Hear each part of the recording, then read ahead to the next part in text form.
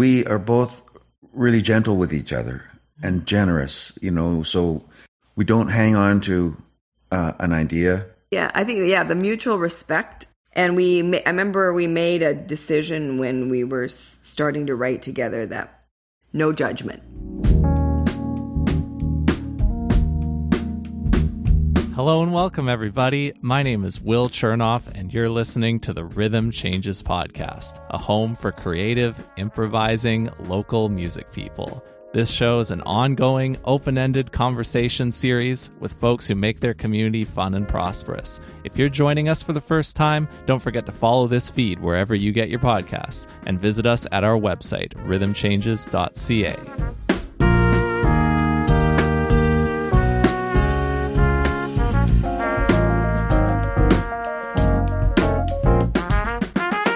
Our two guests today are a musical and married couple who have just made their first album. The album is titled You and I, and they released it on November 19th, 2021. They are a duo called Wild Blue Herons, and their name comes from the self-reliant, wise, and patient bird that appears around their current home city of Port Moody. That's where we are today, because for this episode, they invited me into their music room where they recorded the album, You and I. In the duo, you'll hear how wonderful of a match they are. A vocalist who has a background in gospel music ministry and music education, with a piano player who has exemplified the career of a session musician across many decades. Their next gig in Vancouver is at Frankie's on Sunday, December 5th, 2021. You can find them at wildblueherons.com and at wildblueherons on Instagram, Twitter, and Facebook. And if you sign up for their emails, sometimes they'll even send you cooking recipes. So please welcome to the Rhythm Changes podcast, Darlene Cooper and Bill Sample. Glad to be here. Hi. How are you feeling today? We're good. Good. Are we good? Yeah, we're good.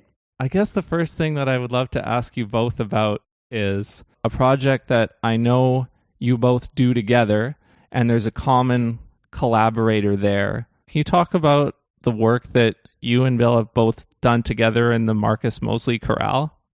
Yes, the Marcus Mosley Chorale started in 2011. At that time, it was Marcus and Bill and Lonnie Delisle were the three directors of it. And I had been working, directing a music program at a college. Black gospel music was kind of what I was brought up in my teens. I'd heard of Marcus, and so I decided to join the choir as an outlet to sing that style of music again. So I joined as an alto, actually, and then 2 years later, Lonnie left to take the directorship of the Universal Choir, Universal Gospel Choir, and at that time, Bill and Marcus were going to try to carry on, and I offered to help out. Bill had you'd had gospel connections from way back. Yeah, we do, we being Darlene and Marcus and I, we do a gospel workshop. We've done it about, maybe a dozen times now. And the way we start the workshop is to say, what is our connection to gospel music? And mine truly comes from my home. My parents, both great musicians, and they listened to a lot of Mahalia Jackson, who I didn't connect with right away. She's a little bit more old school, but then when they started listening to a lot of Aretha Franklin, that was right in my wheelhouse. And I always say on these workshops, my dad would put on Amazing Grace by Aretha Franklin. It's the 10 or 12 minute version, and we had to listen to it before we could have Christmas dinner. And it was always really emotional. My dad would cry, and we just got used to, well, this is the coolest thing, this expressive black music, and I listened to so much Aretha, it just became part of my language. Yeah. Later on in my career, I ended up doing a fair amount of work with Ray Charles, who was a regular on the Variety Club Telethon I was the music director of. So Ray would come up every year. He was on that show. And he didn't always play with the band, but when he did, we were delighted and got to rehearse with him, provide him with keyboard that he needed and so forth. A lot of great Ray stories too. And then you worked with Leon Bibb for many years as well. Yeah, I wouldn't call Leon a gospel singer at all. He was more sort of that kind of folk music that came out of the resistance in the States. So he was really good friends with Odetta, Pete Seeger, Harry Belafonte, and that crowd. It's not really jazz, not really gospel. It's kind of some kind of hip folk music. Yeah. It's interesting how you're saying it doesn't map exactly to gospel or even to jazz or to the folk and rock music of the 60s, but like the social message and the movement around the music, right? And that kind of brought together all the genres into where it did all make sense together, right? Yeah. And that's definitely in the Marcus Mosaic Chorale. There's the gospel tradition that Marcus grew up with, and his mom actually she worked a plantation, and he remembers when he was just very little, she would sing and he would be there with her. So he came from that whole tradition, and also has the aspect of the social conscience, the heart and soul to the music. Yeah. So knowing all that and knowing that you're presenting your new album, You and I, as a collection inspired by great women of jazz, that plus these things that we've talked about in relation to Marcus, to feel, if somebody wanted to feel what inspired you in general while you were making this album, what else should they go listen to? Oh, well, Nancy Wilson comes to mind. Yes. She's kind of become our favorite singer. Just so happens that my very first jazz record that I ever got was Cannonball Adderley Live. And he had two guests just were in the room, and they showed up and did a tune. One of them was Lou Rawls, and the other was Nancy Wilson. Oh. Doing Save Your Love. She's gone now, but we got an album called RSVP. I think you're familiar with it. Yeah. And we loved some of the tunes. It just seemed to be about us. You know, an older man is like an elegant wine. And what was the other song? I Wish I Met You, which is a really interesting song because we met later in life, a few years into the choir. So sometimes Darlene would be right there writing the vocal score while I was working on the band part, and we'd help each other there. And then we started co-writing. Well, we did co-write for the choir, and then we started, had a bunch of songs I was kind of working on, and you heard them, and then we decided, we should maybe, a lot of our styles are similar, or we love the lush chords, and yeah, we just connected on style-wise as well, and what we like and sound, and we started writing together as well. Yeah, and you got two original compositions on your album surrounded by the other standards that are on it, right? Recorded on that piano right there. Just about a 1910 Willis Grand. It sounds good, although I'm starting to think that its days are numbered because it's 111 years old. And my tuner is starting to say, I don't know if you want to put a lot of money into this anymore. Yeah, I mean, there's a point where it doesn't make sense for any instrument, right? Once it reaches a certain point. It's sad, though, because, you know, there are cellos and basses and violins that are hundreds of years old. Yeah. That's already about a 4-year spread, maybe longer, depending on when you actually produced on the outside. But yeah, if you think about now where you're at in life and in music, both of you as individuals or together, versus when you made and released on the outside, what are the biggest differences? We're married. Yeah, that's one for sure. That's a big one. All those songs from on the outside were from about 2016 to 2017. There was a lot of upheaval going on in both our lives. I think we're on the other side of that now. And this album probably couldn't have been done without the help of COVID.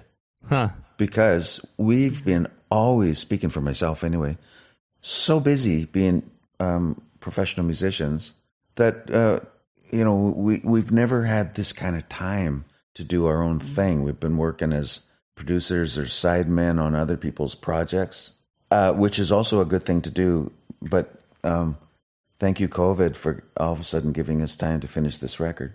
Huh. Yeah, we probably wouldn't have done this record. I don't know if it sort of evolved through COVID, that having that time. We did some writing, began to write some more tunes, and then we were listening to, we've got this great selection of vinyl, and we started listening to the masters, and for practice, we would go through the fake book. And we would just, let's take a look at some of these songs, just sight read through some stuff and learn some. And they caught our attention. And I think it was like, we could do a duo album of jazz standards. So that kind of evolved, and then out came the album, and we had time to be able to work on our style and what to, even for me vocally, to do some different things than I've done before.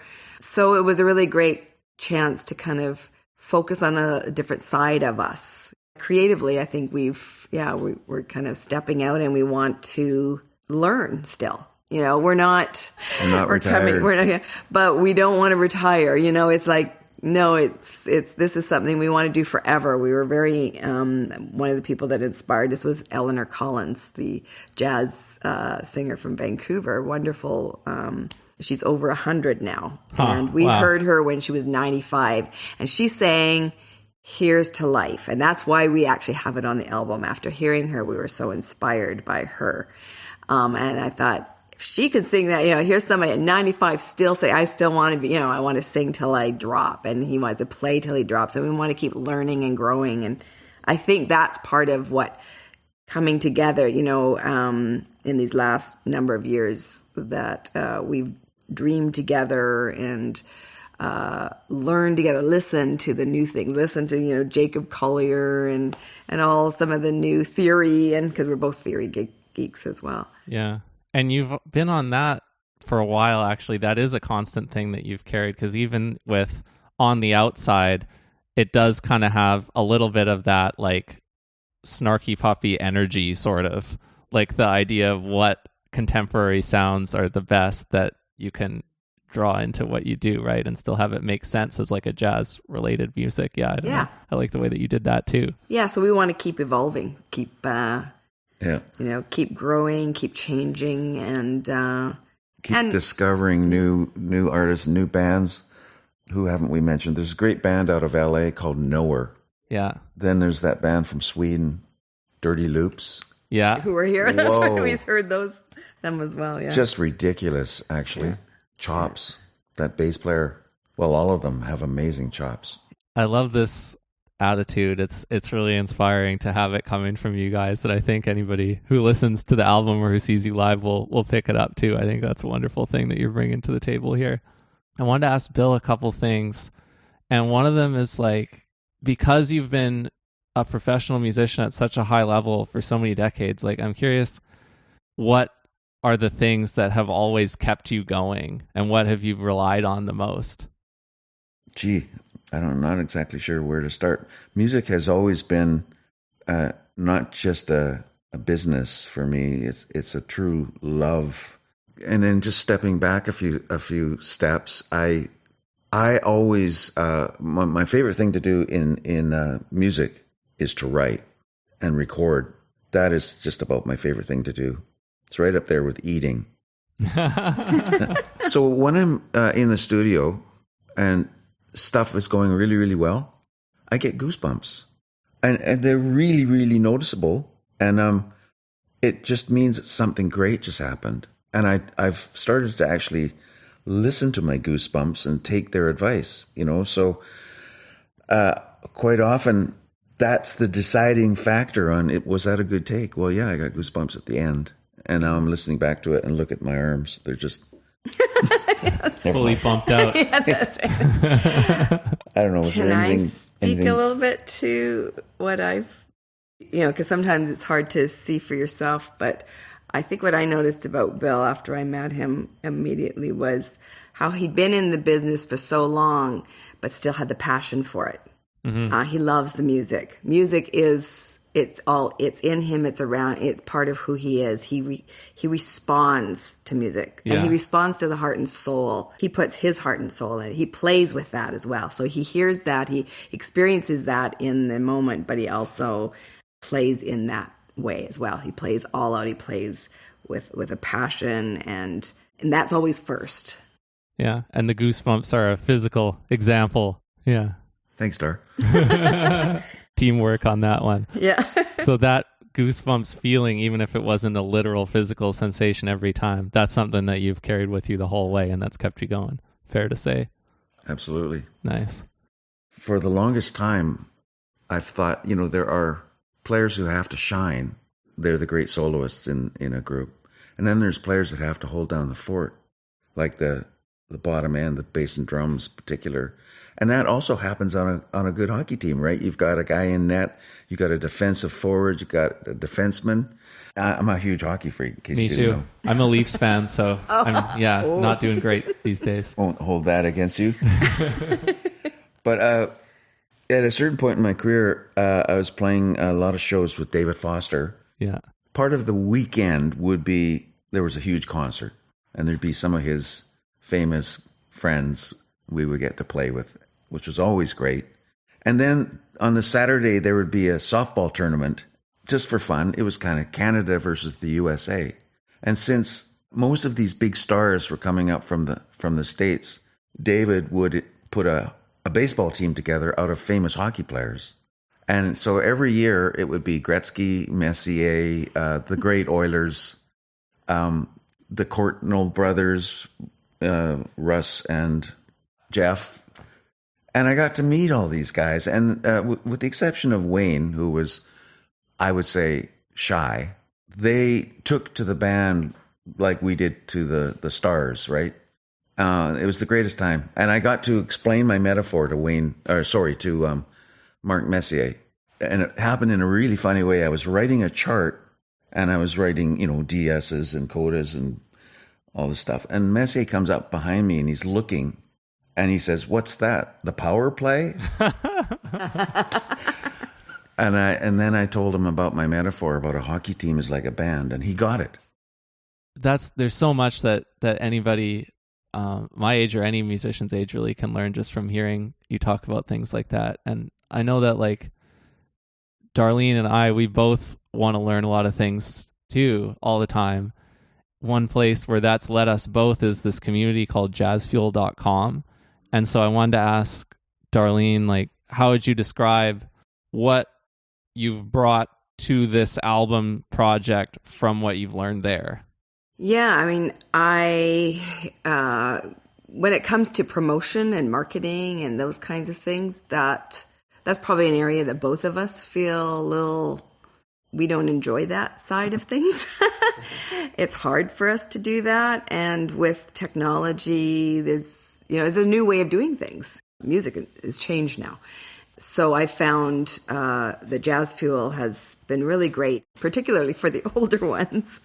The learning of this technology and social media and posting and all these things, it's a big learn, for us. So Jazz Fuel's been great. Matt has many different videos and courses on using things like Bandcamp. So we'd never been on Bandcamp until I joined Jazz Fuel, and I went through that course, and we joined Bandcamp. And then a week later, somebody found our music and a DJ and played it on his program and his radio program, and he's been playing it ever since. So seeing that these kinds of communities are useful and a good place for people to find music, things like Spotify. So that whole site has been a great resource, as well as connecting with other artists who are working through these things, putting out new albums. How do you put out a new release? How do you do that?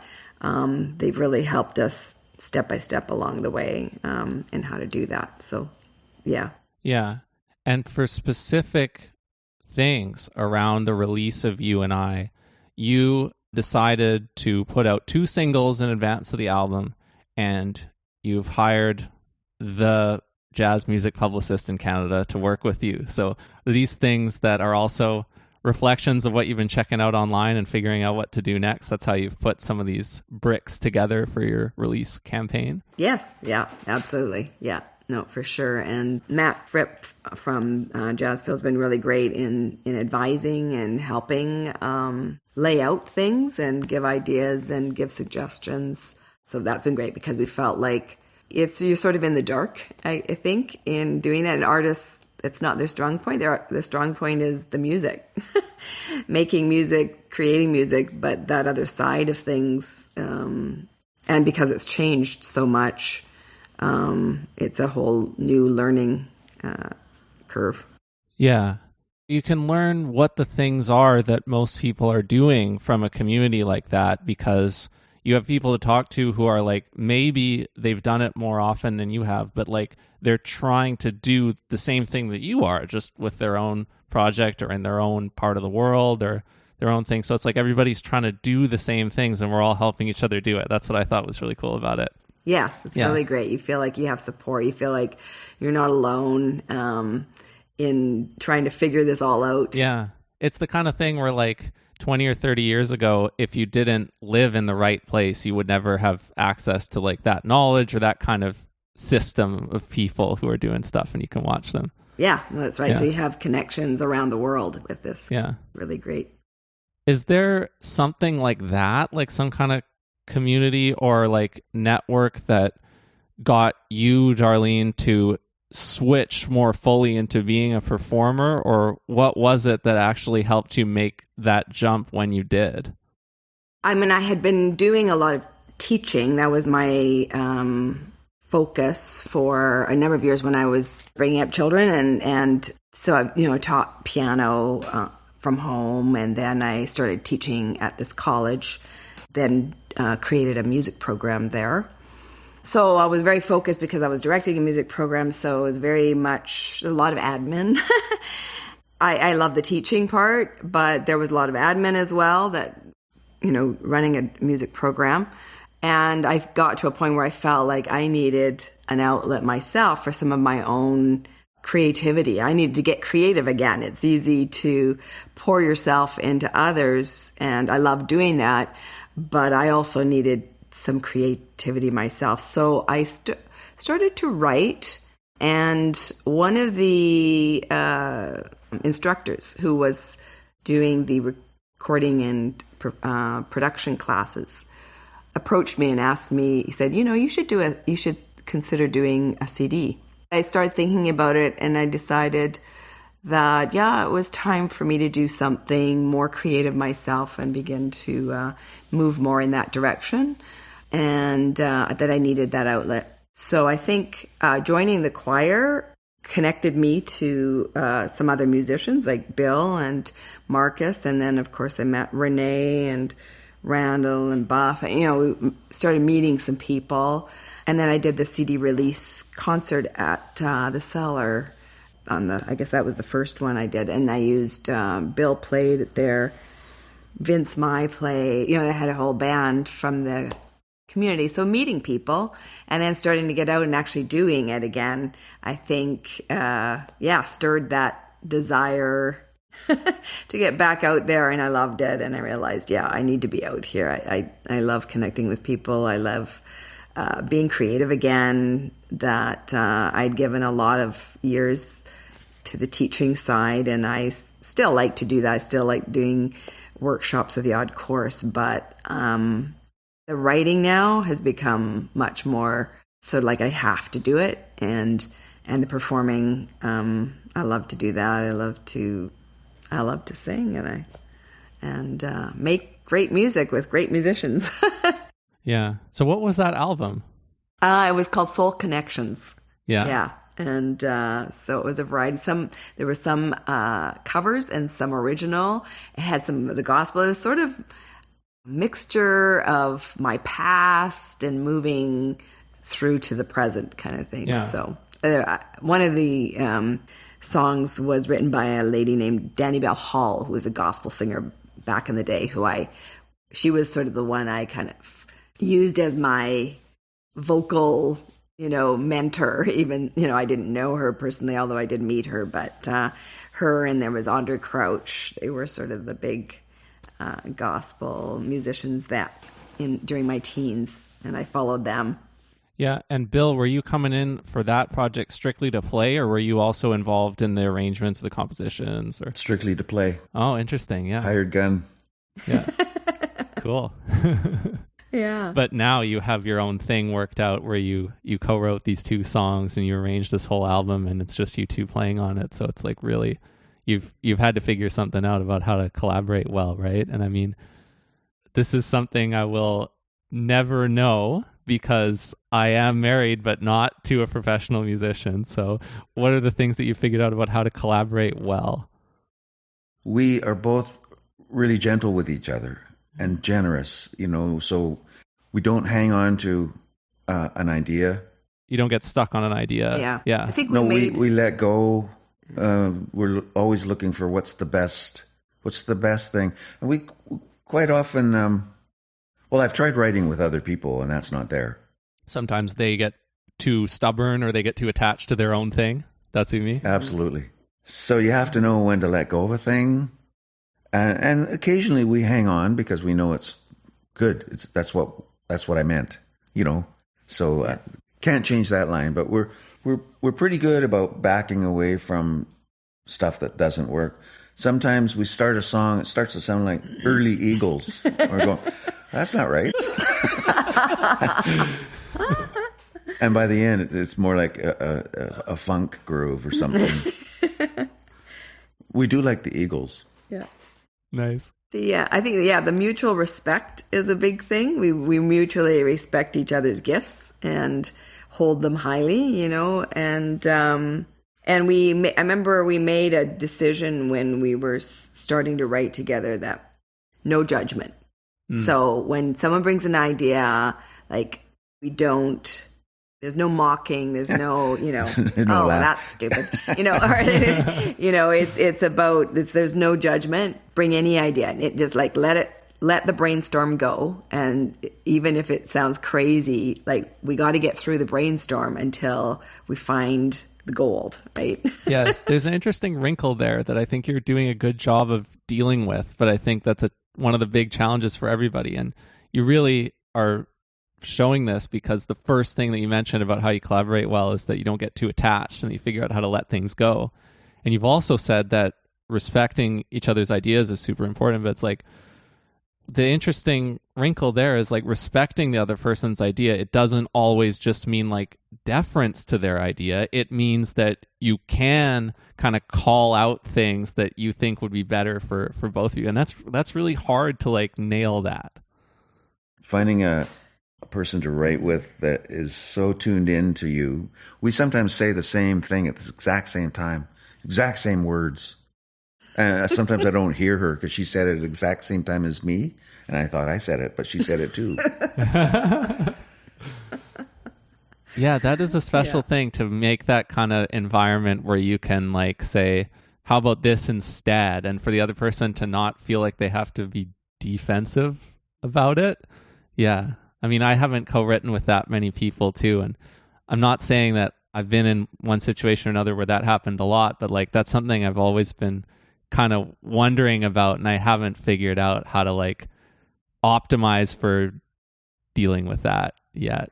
So it's great to hear about people who figure out ways to deal with it. I'm wondering if some of it comes from our background as teachers. I was a teacher as well, composition and piano, and working with young composers or maybe really early in their time as a composer, we're having to deal with unfinished thoughts and unfinished ideas all the time. And being a teacher, you want to be as gentle as possible, not kind of come down on them, but rather say, yes, you could also say it this way. So I don't know. Because I think we're both aware, we both have taught songwriting, and one of the things we do teach is don't stop the ideas, don't allow Don't yourself be too critical too soon. Yeah, that's right. It's to let the ideas out and keep, The first stage of writing is get it all down. The second stage is have a look at it and start polishing. But the first stage, most people don't do because they're so anxious to get to the detail. They start editing right away, and you can't. Yeah, and that could apply to every stage, that could be how you treat the mix or the final master or the publicity or anything, I guess. That's scary. I like to think that my job is done when the thing is mastered. Yes, that's what we say. That's about what we wish. The musician is most comfortable having that kind of scope. Right. Yes, yeah. Yeah. It's like we built it. It's done. Yeah. And now no one's going to hear it. Or like if your role ends when you leave the studio, like that's luxury there, right? Because then somebody else has got to deal with the post. Yeah. So what on this album release would success mean to you? Well, it'd be nice to have some ears listen to it. That's the hardest part about what we do, is actually getting anyone to listen to it. This time we've hired a publicist. Yeah, I think getting some airplay. Wouldn't that be lovely? What we'd like to do is, we have a certain fan base, but we'd like to get it beyond that. Introduce it to other new listeners, and so I think that would be a successful if we can get it out and have expand, our listening audience, I suppose. I'm feeling a certain feeling of success already at having done this album at home. Yeah. With our microphones and our piano and Darlene's lovely voice, and I got to accompany her on every song. And then we had to make some decisions about, should we put a little keyboard on here and there, a little bass here and there. We did it all ourselves, and in my opinion, it turned out really well. I had to eventually bail on the mix. I tried mixing it 7 times, and I was just finding I'm missing a few pieces here, like how to use a compressor and how to use limiters and all that stuff. So we got the very, very phenomenal ears of Miles Hill involved, and he mixed it and mastered it. But I still feel we did it here in this room. We're sitting right now with that piano, as cranky as it can be sometimes. It's not a perfect record. There's the occasional thing that got by, like we were talking earlier about pedal clunks. And there's one note, I'm not going to mention which one, tends to go out of tune every so often. I tried to catch it as often as possible, but if anybody notices it, I'm sorry. And there's a few, we left in the noises of even my mouth, and the breathing and the a lot of times they take those kind of things out, but we felt that we wanted to feel to be very intimate, personal, like people are right there. They hear every aspect of it. And so I think in that way we feel like it was a good representation of just, a little bit of our heart and soul, Yeah. And how will you know when it's time to do something like this again, like another album? And would you want to do it here again, but in a different way, or build on what you've done here? Would you really want to go back into the studio? How would you think about what would come next? I think we're both thinking the same way here. We've got another Wild Blue Herons studio record written. And I think that we would do it similar to the first record, with maybe one distinction, which is we would do all the pre-production here using mostly Logic, and maybe we would do some of the piano here. But I think it would be time to go into the studio again. But then this time I can do most of the editing myself. I couldn't do that before COVID. I didn't actually use audio a lot. I used MIDI a lot. And now I'm using pretty much all audio and loving editing. It's magic. I just love it. I know I'm not supposed to love it, but it frees you up so much that you can go in. Like here's an example. I play a 4-bar intro and something wrong happens in bar 3. So I'll just go grab that bar again and slide it in. And now I know how to do it so it's seamless. That's something I would have never tried in my previous years. Mm-hmm. This is new. This is, we finally got some decent microphones and a decent audio interface.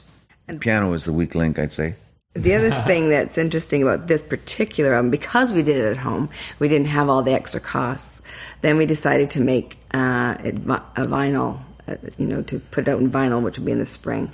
So yeah, that's another thing that was sort of unique about this one. That's right. We noticed too that we were super relaxed because there was no time.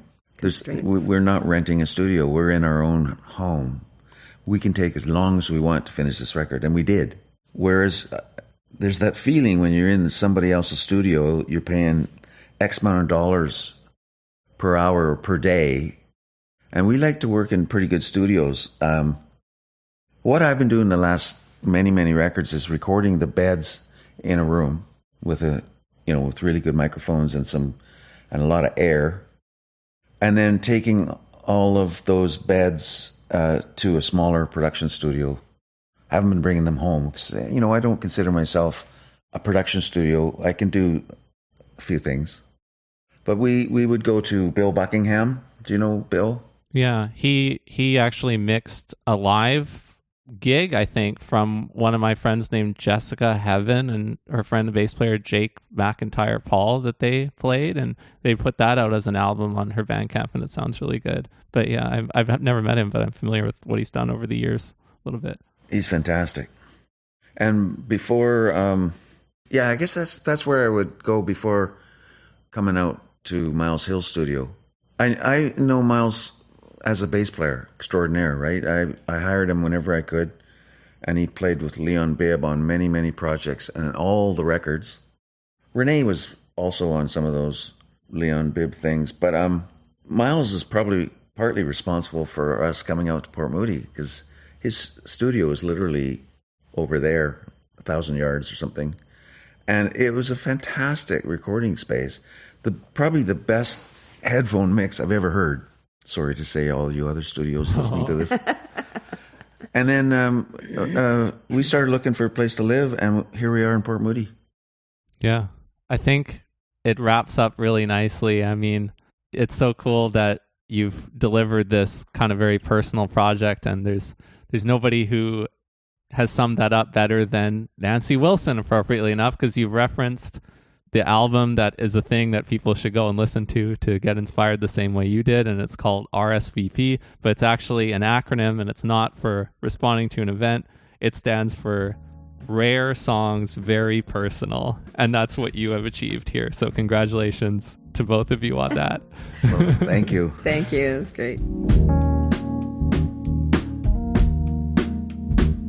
Thank you for tuning in to this episode of the Rhythm Changes podcast. If you haven't followed the feed yet, make sure you do, and think about your friends who might enjoy listening too. Tell them to search for the Rhythm Changes podcast wherever they get their podcasts. Link them to our website, rhythmchanges.ca, Facebook at Chernoff Music, or Instagram and Twitter at Rhythm Changes BC. The Rhythm Changes podcast is a Chernoff Music production.